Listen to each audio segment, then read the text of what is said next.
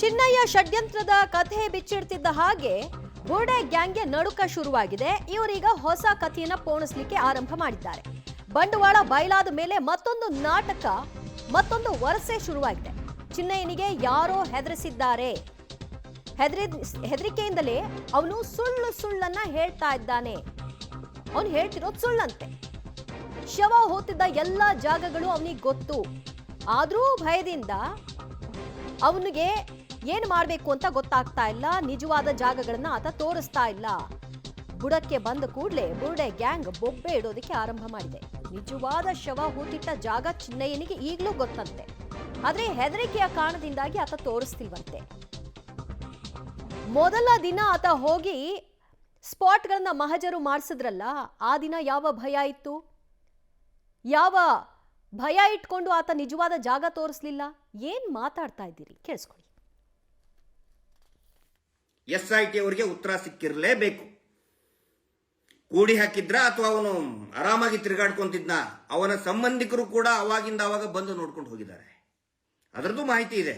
CCTV footage, hard disk ತಗೊಂಡು ಹೋದ್ರು, disc ತಗೊಂಡು ಹೋದ್ರು, ಏನೋ ಆಗ್ಬಿಡ್ತು. ಅದರಲ್ಲಿ ಅವನ ಸಂಬಂಧಿಗಳು ಕೂಡ, ಅವನು ಯಾರ್ಯಾರು ಬೇಗ ಭೇಟಿ ಆಗ್ತೇನೆ ಅಂತಿದ್ದಾನೆ ಎಲ್ಲರೂ ಬಂದಿದ್ದಾರೆ.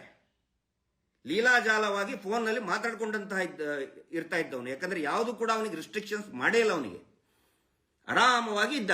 ಅವನಿಗೆ ಏನು ಊಟ ಬೇಕು ಅದನ್ನೆಲ್ಲ, ಯಾಕಂದ್ರೆ ನಾನ್ ವೆಜ್ ಅಂತೂ ಅಲ್ಲಿ ಕೊಡ್ತಾ ಇಲ್ಲ. Non veg, alcohol, cigarette totally prohibited Mahesh Shetty Thimmarodi ಅವ್ರ ಮನೆಯಲ್ಲಿ. ವೆಜ್ಜು ಏನು ಬೇಕೋ ಅದು.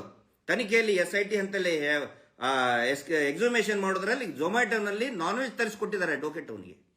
ಇನ್ನು ಏನು ಬೇಕು? ಇಷ್ಟೆಲ್ಲ ಇದ್ದಂತಹ ವ್ಯಕ್ತಿ 4-5 ದಿನಗಳಿಂದ ಹೆಂಗೆ ಚೇಂಜ್ ಆದ? ಯಾರು ಚೇಂಜ್ ಮಾಡಿದ್ರ ಅವನ್ನ? ಮುಂಚೆ ಪ್ರತಿದಿನ SIT ಮುಂದೆನೆ ಹೋಗ್ತಾ ಇದ್ನಲ್ಲ 1 ತಿಂಗಳಿಂದ. ಏನು ಭಯ ಇದ್ದಿದ್ದಿಲ್ಲ. ಅವಾಗಲೇ ಹೇಳಬೇಕಾಗಿತ್ತು. SIT ಅವರಿಗೆ ಉತ್ತರ ಸಿಕ್ಕಿರಲೇಬೇಕು. ಕೂಡಿ ಹಾಕಿದ್ರ ಅಥವಾ ಅವನು ಆರಾಮಾಗಿ ತಿರುಗಾಡ್ಕೊಂತಿದ್ನ? ಅವನ ಸಂಬಂಧಿಕರು ಕೂಡ ಅವಾಗಿಂದ ಅವಾಗ ಬಂದು ನೋಡ್ಕೊಂಡು ಹೋಗಿದ್ದಾರೆ. ಅದರದ್ದು ಮಾಹಿತಿ ಇದೆ. CCTV ಫುಟೇಜ್, ಹಾರ್ಡ್ ಡಿಸ್ಕ್ ತಗೊಂಡು ಹೋದ್ರು, ಡಿಸ್ಕ್ ತಗೊಂಡು ಹೋದ್ರು, ಏನೋ ಆಗ್ಬಿಡ್ತು. ಅದರಲ್ಲಿ ಅವನ ಸಂಬಂಧಿಗಳು ಕೂಡ, ಅವನು ಯಾರ್ಯಾರು ಬೇಗ ಭೇಟಿ ಆಗ್ತೇನೆ ಅಂತಿದ್ದಾನೆ ಎಲ್ಲರೂ ಬಂದಿದ್ದಾರೆ. ಲೀಲಾಜಾಲವಾಗಿ ಫೋನ್ನಲ್ಲಿ ಮಾತಾಡ್ಕೊಂಡಂತಹ ಇರ್ತಾ ಇದ್ದವನು. ಯಾಕಂದ್ರೆ ಯಾವುದು ಕೂಡ ಅವನಿಗೆ ರಿಸ್ಟ್ರಿಕ್ಷನ್ಸ್ ಮಾಡೇ ಇಲ್ಲ. ಅವನಿಗೆ ಆರಾಮವಾಗಿ ಇದ್ದ. ಅವನಿಗೆ ಏನು ಊಟ ಬೇಕು ಅದನ್ನೆಲ್ಲ, ಯಾಕಂದ್ರೆ ನಾನ್ ವೆಜ್ ಅಂತೂ ಅಲ್ಲಿ ಕೊಡ್ತಾ ಇಲ್ಲ. Non veg, alcohol, cigarette totally prohibited Mahesh Shetty Thimmarodi ಅವ್ರ ಮನೆಯಲ್ಲಿ. ವೆಜ್ಜು ಏನು ಬೇಕೋ ಅದು. ತನಿಖೆಯಲ್ಲಿ SIT ಅಂತಲೇ ಎಕ್ಸುಮೇಷನ್ ಮಾಡೋದ್ರಲ್ಲಿ ಝೊಮ್ಯಾಟೋನಲ್ಲಿ ನಾನ್ ವೆಜ್ ತರಿಸ್ಕೊಟ್ಟಿದ್ದಾರೆ ಅಡ್ವೊಕೇಟ್ ಅವನಿಗೆ. ಇನ್ನು ಏನು ಬೇಕು? ಇಷ್ಟೆಲ್ಲ ಇದ್ದಂತಹ ವ್ಯಕ್ತಿ 4-5 ದಿನಗಳಿಂದ ಹೆಂಗೆ ಚೇಂಜ್ ಆದ? ಯಾರು ಚೇಂಜ್ ಮಾಡಿದ್ರ ಅವನ್ನ?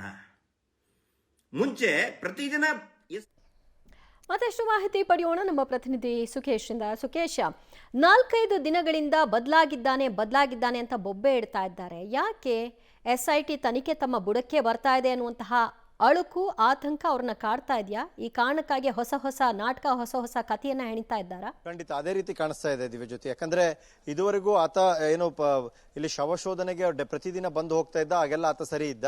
ಈಗ SIT ಅಲ್ಲಿ ಏನು ಸಿಗ್ಲಿಲ್ಲ ಅನ್ನೋ ಕಾರಣಕ್ಕೆ ಆತನ ವಶಪಡಿಸಿದಂಥದ್ದು. ಆತ ಏನು ಸತ್ಯವನ್ನು ಹೇಳ್ತಾ ಇದ್ದಾನೆ, ಸತ್ಯ ಹೇಳಕ್ ಶುರು ಮಾಡ್ತಾ ಇದ್ದಂತೆ ಆತ ಸರಿ ಇಲ್ಲ ಅನ್ನುವಂಥ ಲೆಕ್ಕಾಚಾರ, ಅಥವಾ ಆತನ ಹೆದರಿಸಲಾಗಿದೆ, ಹೆದರಿಸಿ ಈ ರೀತಿ ಹೇಳಲಾಗ್ತಿದೆ, ಅವನು ಬದಲಾಗಿದ್ದಾನೆ ಚೆನ್ನಯ್ಯ, ಈ ರೀತಿ ಹೇಳಿಕೆಗಳನ್ನ ಕೊಡ್ತಾ ಇರುವಂಥದ್ದು. ಅಂದ್ರೆ ಎಲ್ಲೋ ಒಂದ್ ಕಡೆ ನಾವು ಅನ್ಕೊಂಡಿದ್ದ ಪ್ಲಾನ್ ಎಕ್ಸಿಕ್ಯೂಟ್ ಮಾಡಕ್ ಹೋಗಿ ಅದು ಫೇಲ್ಯೂರ್ ಆಗಿದೆ. ಆದ್ರೆ ನಮಗೆ ಅದು ಸಂಪೂರ್ಣವಾಗಿ ಉಲ್ಟಾಗಿದೆ. ಈಗ ನಮ್ಮ ಬುಡಕ್ಕೆ ಬರುತ್ತೆ ಅದು. ಯಾಕಂದ್ರೆ ಈಗ ನಾವೆಲ್ಲರೂ ಕೂಡ ಅಲ್ಲಿ ಹೋಗಿ ಆರೋಪಿಗಳ ಸ್ಥಾನದಲ್ಲಿ ನಿಲ್ಬೇಕಾದಂತ ಪರಿಸ್ಥಿತಿ ಬರುತ್ತೆ ಅನ್ನುವಂಥ ಹಂತಕ್ಕೆ ಬರ್ತಾ ಇದ್ದಂತೆ ಈ ಒಂದು ಎಲ್ಲೊಂದ್ ಕಡೆ ವಿಚಾರಣೆಯೇ ಸರಿ ಇಲ್ಲ ಅನ್ನೋ ರೀತಿಯಲ್ಲೂ, ಅಥವಾ ಹೋಗಿ ಯಾವುದೋ ಒತ್ತಡಕ್ಕೆ ಒಳಗಾಗಿದ್ದಾನೆ, ಯಾರಿಗೋ ಭಯ ಬಿದ್ದಿದ್ದಾನೆ, ಹಾಗೆ ರೀತಿ ಒತ್ತಡ ಅಥವಾ ಭಯವನ್ನು ಪಡಿಸಿದ್ರೆ ಅದು SIT ವಿರುದ್ಧವೇ ಬಟ್ಟು ಮಾಡದಂತಾಗುತ್ತೆ. ಆ ರೀತಿ ಬೊಟ್ಟು ಮಾಡೇ ಮಾತಾಡಕ್ ಶುರು ಮಾಡಿರುವಂತದ್ದು. ಅಂದ್ರೆ ನಮ್ಮ ಜೊತೆ ಇದ್ದಾಗ ಸರಿ ಇದ್ದ, ಅಲ್ಲಿ ಇದ್ದಾಗ ಸರಿ ಇಲ್ಲ ಅನ್ನುವಂತ ಒಂದು ಒನ್ಲೈನ್ ಡಿಕ್ಲರೇಷನ್ಗೆ ಅವರು ಬಂದಂತೆ ಕಾಣಿಸ್ತಾ ಇದೆ. ಆದ್ರೆ ವಿಚಾರಣೆ ಅನ್ನೋದು ಹಾಗೆ ನಡೆಯಲ್ಲ. ಯಾಕಂದ್ರೆ ಅವ್ರು ಏನ್ ಹೇಳಿದ್ರು ಅನ್ನೋದಕ್ಕಿಂತ ಈಗ ಏನನ್ನು ಹೇಳ್ತಾ ಇದ್ದಾರೆ ಅನ್ನೋದು ಕೂಡ ಅಷ್ಟೇ ಪ್ರಮುಖವಾಗುತ್ತೆ. ಹಾಗಾಗಿ ಇಡೀ ಒಂದು ಟೀಮ್, ತಿಮ್ರೋಡಿ ಟೀಮ್, ಅದು ಗಿರೀಶ್ ಮಟ್ಟಣ್ಣವರು, ತಿಮ್ರೋಡಿ ಅವರೆಲ್ಲರೂ ಕೂಡ ಬಹುಶಃ ಈಗ ನಡೀತಿರುವಂತ ತನಿಖೆ ಸರಿ ಇಲ್ಲ, ಗುಂಡಿ ತೋಡುವಾಗ ಎಲ್ಲವೂ ಸರಿ ಇತ್ತು, ಈಗ ಸರಿ ಇಲ್ಲ ಅನ್ನುವಂತ ತೀರ್ಮಾನಕ್ಕೆ ಬಂದಂತೆ ಕಾಣಿಸ್ತದೆ. ಅದನ್ನೇ ಬಹುಶಃ ವಿಡಿಯೋಗಳ ಮೂಲಕವಾಗಿ ತಮ್ಮ ಅಭಿಪ್ರಾಯವನ್ನು ವ್ಯಕ್ತಪಡಿಸುವ ನಿಟ್ಟಿನಲ್ಲಿ ಅವರು ಈ ಒಂದು ಪ್ರಯತ್ನ ಮಾಡ್ತಿರುವಂತೆ ಕಾಣಿಸ್ತಾ ಇದೆ. ದಿವ್ಯಜ್ಯೋತಿ.